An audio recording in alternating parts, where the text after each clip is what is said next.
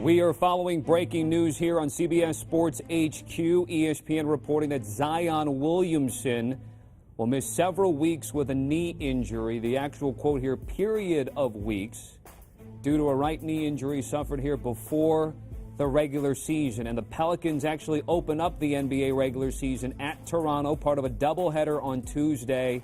But it will not feature one of the most hyped up rookies in recent memory. Again, Zion Williamson reportedly will miss at least a few weeks here before the NBA season. Joining me over the phone is the co-host of Cannell and Bell, Raja Bell. And Raja, what are your initial thoughts here, hearing that Zion Williamson will not start the season with his team? Yeah, that's unfortunate. On a lot of levels for the Pelicans. New Orleans was one of those teams, and quite frankly for the NBA, New Orleans was one of the teams. I think they got him on national TV to start the season. Everyone wants to tune in and see Zion.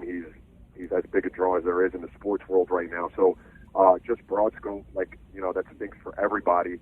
For the Pelicans in particular, in a Western Conference that you would hopefully be competing for a playoff spot in this year, you can't afford to probably give up many games. There's going to be a lot of teams vying for those top 8 spots. It's a loaded conference, and to be without possibly the best finisher on your team for 2, 3, maybe 4 weeks, that's a lot of time to have to patch and play in a Western Conference. Could get away from you really, really early in an NBA season. And then for the young man himself, you want to be out there playing and you want to get that season off to a great start. You have a remarkable preseason, and that's just got to be a tough pill to swallow for him to have to sit and know that he's on the shelf for a few weeks to get started.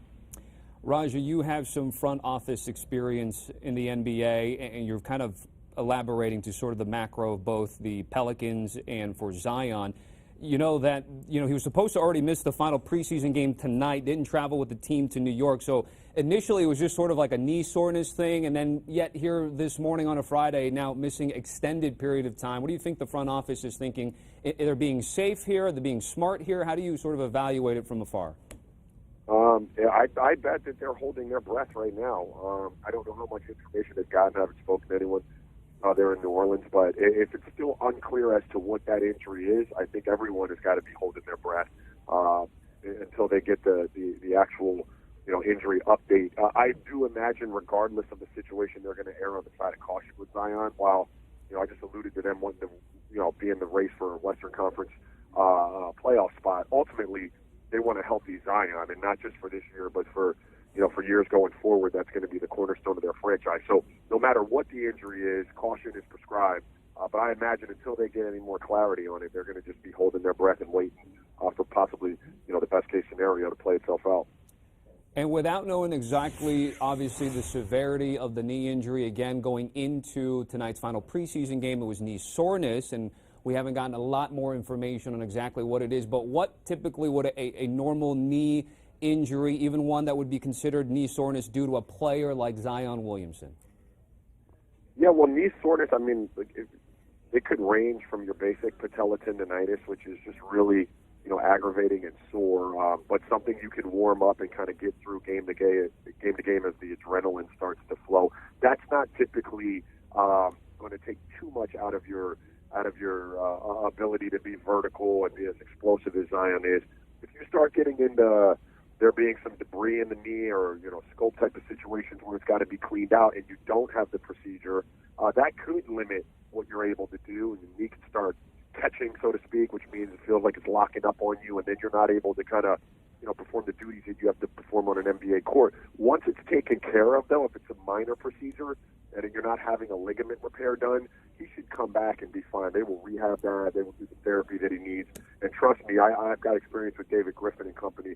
They will not put him back on the floor until he is 100%, and he's got the green light from everybody in their medical family to get back on the court. So, look, it depends on whether or not this is a severe injury or whether or not this is just something that they need to clean out because he's having discomfort. And again, the Pelicans will be waiting, and then when they hear, obviously, we'll get the news.